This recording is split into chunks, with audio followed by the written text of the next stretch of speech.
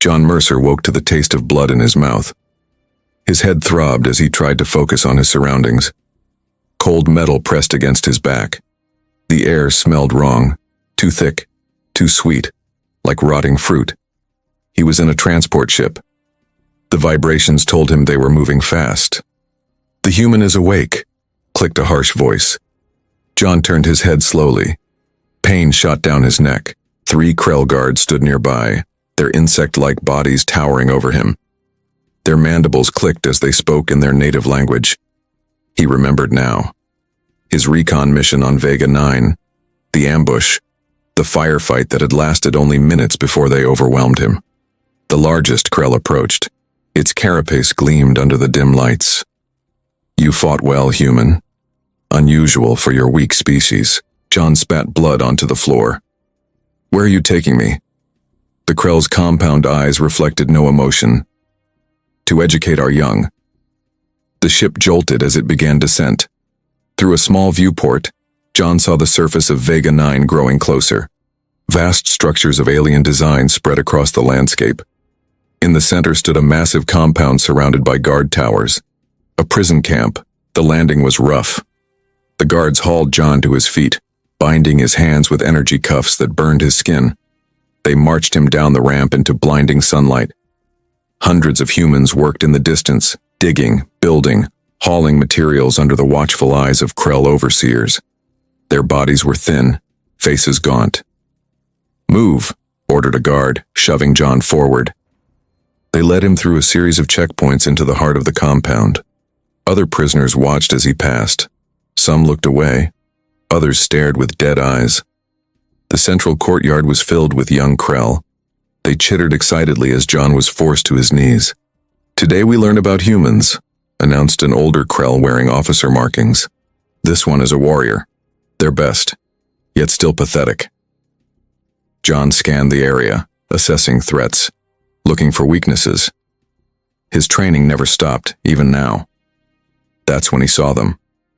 3 human children huddled together in a small cage near the edge of the courtyard. 2 boys and a girl. The oldest couldn't be more than 14, the youngest around 8. "Why are there children here?" John demanded. The Krell officer turned. "Survivors from the colony we cleansed last month. They will serve or die."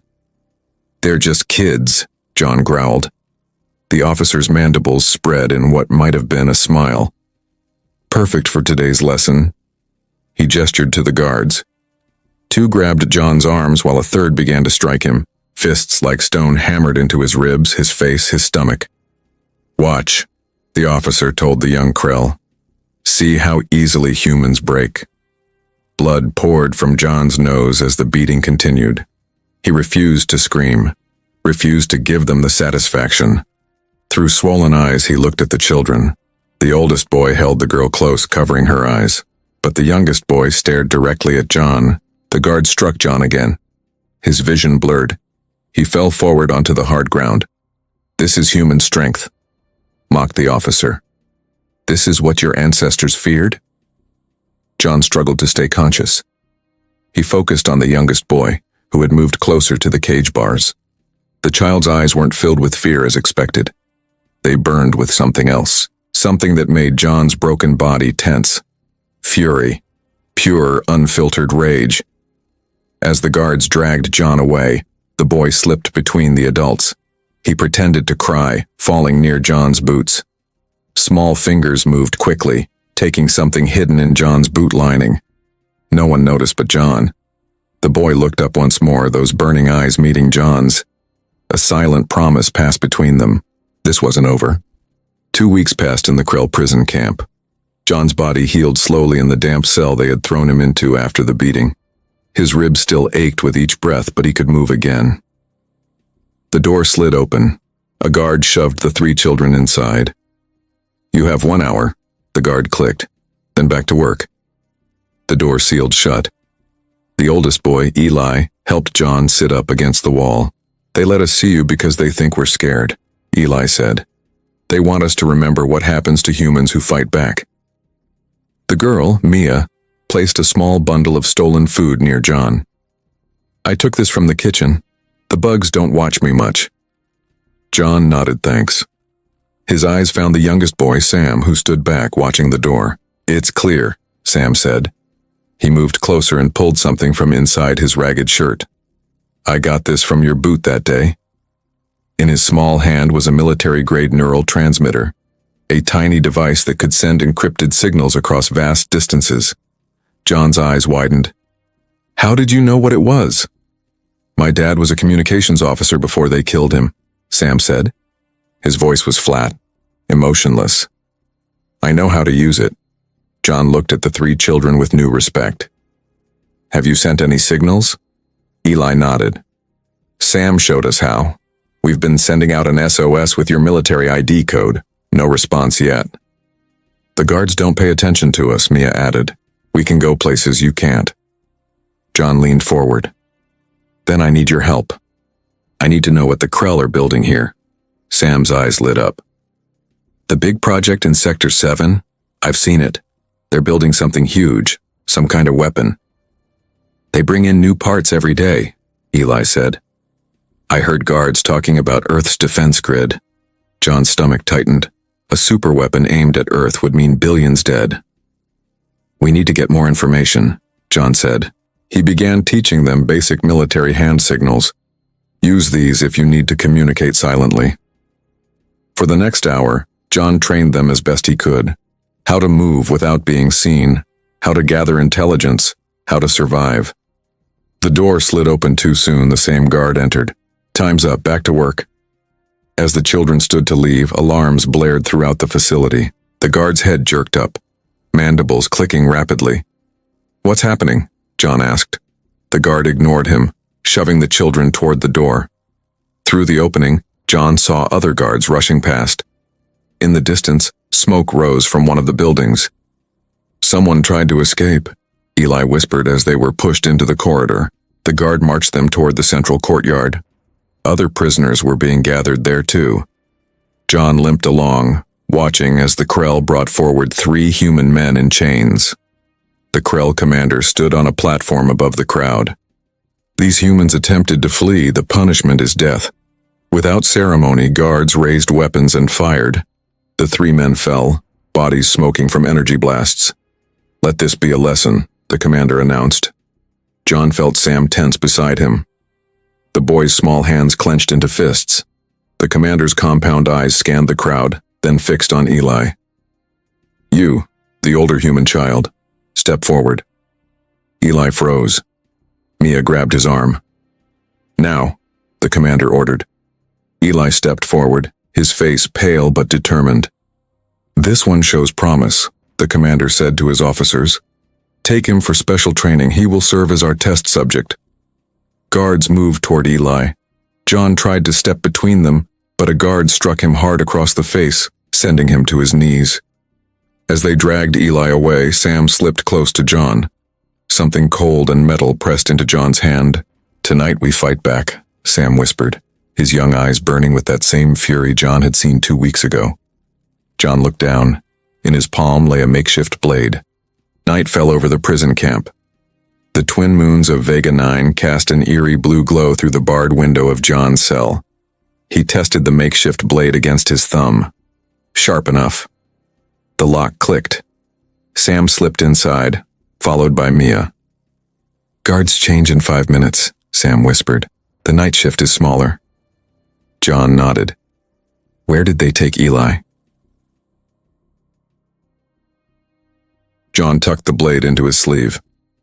"We get Eli first, then free as many others as we can." Sam pulled out a small device made from scavenged parts. "I made this. It will short out the door locks in the east block." John stared at the boy. "Where did you learn to do that?" "I watched," Sam said simply. "The bugs think humans are stupid. They don't hide things from us." They moved into the corridor. John took down the first guard with a quick strike to the neck joint where the carapace was weakest. Sam had told him about that vulnerability. Alarms remained silent as they made their way through the dimly lit hallways. Sam's device worked. Cell doors in the east block slid open. Confused prisoners emerged. "Follow us if you want to live," John told them. "Fight if you can." 20 prisoners joined them, moving like shadows through the facility. Some found weapons, others used bare hands. The first real resistance came at the entrance to the research wing. 4 guards with energy rifles blocked the way. "Now," John signaled. Prisoners attacked from multiple directions. The guards fired, hitting 2 humans who fell screaming, but the others overwhelmed them through sheer numbers. Inside the research wing, they found Eli strapped to a metal table.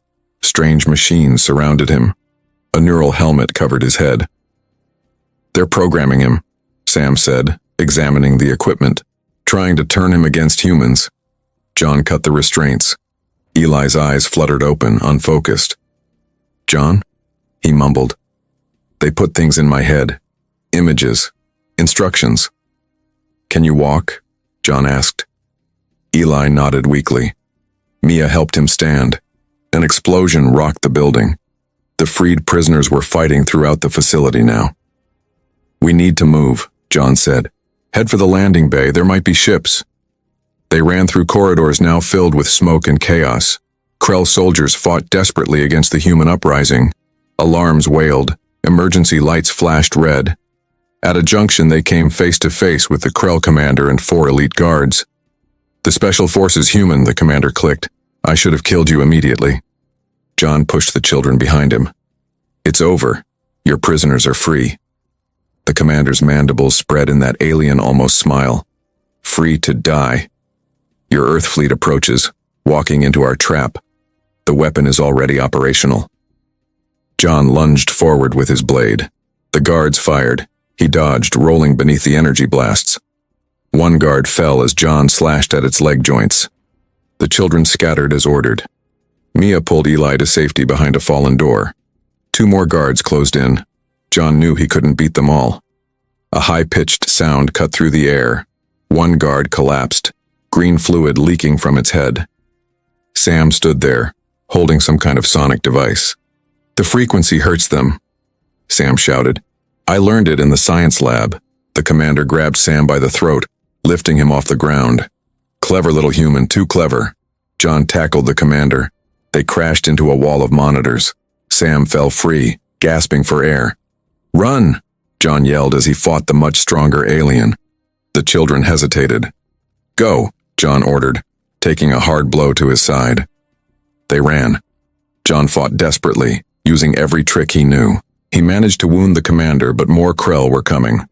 John broke free and sprinted after the children. They reached the outer doors. Freedom was just ahead. The night air hit their faces as they ran toward the perimeter fence. Behind them, the facility burned. Ahead lay the wilderness of Vega 9, dangerous but their only hope. John counted as they ran. 1, 2. He stopped, turned. Sam wasn't with them. The boy had gone back into the burning facility. John cursed and turned back toward the burning facility. "Stay hidden," he ordered Eli and Mia. "If I'm not back in 20 minutes, keep moving north." He sprinted back through the chaos. Freed prisoners fought Krell guards across the compound. Fires spread from building to building. The night sky glowed orange. John found Sam in the commander's office, frantically searching through data terminals. "What are you doing?" John grabbed the boy's shoulder. "We need to go now." Sam held up a handful of crystal data cores. "These have everything. The weapon plans. Krell base locations. We need them." A ceiling beam crashed down nearby, showering them with sparks. John scooped Sam up and ran. The boy clutched the data cores tightly against his chest. They escaped through a side entrance just as the main building collapsed. Krell ships circled overhead, spotlights sweeping the ground. John and Sam rejoined Eli and Mia at the edge of the forest. Together they plunged into the alien wilderness. They traveled through the night, putting distance between themselves and the prison camp. The strange plants of Vega 9 glowed faintly, lighting their path. Distant howls echoed through the trees. "There's an old human outpost 20 miles north," John told them as they rested briefly. "If it's still there, it might have communications equipment, maybe even a shuttle." Eli stumbled, still weak from whatever the Krell had done to his mind. "They wanted to use me," he said. "Turn me into a weapon against humans. I saw their plans in my head." Sam showed John the data cores. "These confirm it. They're building a network to control human minds, starting with children." Dawn broke as they reached a ridge overlooking a valley. In the distance stood the abandoned outpost, a small collection of prefab buildings surrounded by a perimeter fence. "It's still there," John said. Relief washed over him. They approached cautiously. The outpost had been empty for years, since humans first lost control of this sector. Dust covered everything inside. In the hangar bay, they found what John had hoped for: a long-range shuttle. Damaged, but possibly repairable. "Can you fix it?" Mia asked. John examined the engine. "Maybe. It needs fuel cells and the navigation system is fried, but the core is intact." While John worked on the shuttle, he taught the children to set up perimeter alarms using equipment from the outpost storage. Sam helped with the repairs, his small hands reaching places John couldn't. The boy's technical knowledge surprised John again. "Where did you learn all this?" John asked. Sam's face darkened. "My parents were engineers.